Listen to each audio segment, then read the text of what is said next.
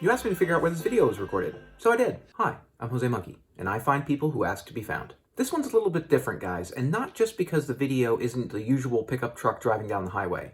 It's also different because of the method I used to find this place. So what can we see? This video shows a morning run. It's a bit dark and the video's a little bit blurry, so it's hard to make out some of the details. We see some of these buildings that you pass that I made a note of, but I wasn't able to read very much. At least not until you got to the very end of the video. Right at the end, you pass a Santander bank, and there's also a street sign here that was easy to read. Now with that information alone, the street name and the Santander bank, it was probably possible to find this place. But it was going to be a little bit difficult and it might take a while. But instead of doing that, I wanted to take a moment to raise awareness about a different kind of privacy risk that I don't think I've talked about on here before: fitness tracking applications. Many people who are runners or cyclists or other sorts of endurance athletes use watches or other devices to track their workouts.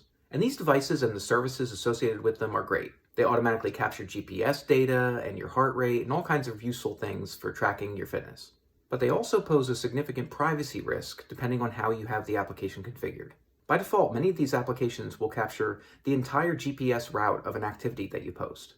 And depending on how your account is configured, that may be visible to your followers or it may be visible to everyone on that platform. From this video, I got the sense that this person is an avid runner. By the way, I realized that I could have easily checked the social media account that we see in the watermark on this video, but I didn't do that.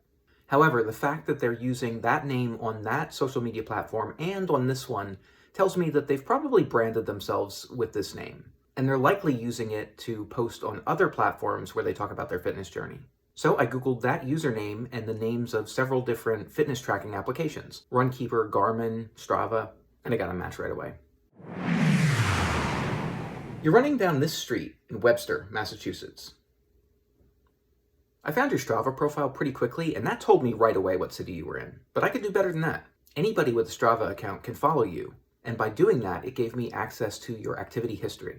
You posted this video on January 4th, and assuming it was posted contemporaneously, I figured I just needed to go see what your workout looked like on January 4th. I was able to see that you went for a 5-mile run that morning, and the map of that activity showed me that you passed the Santander Bank twice. Once about 10 minutes into the run, and then again about 25 minutes later. What we see in your video is your first pass by the bank when you were heading east. Just to be sure, I brought up Google Street View and I confirmed what I saw from the beginning of your video.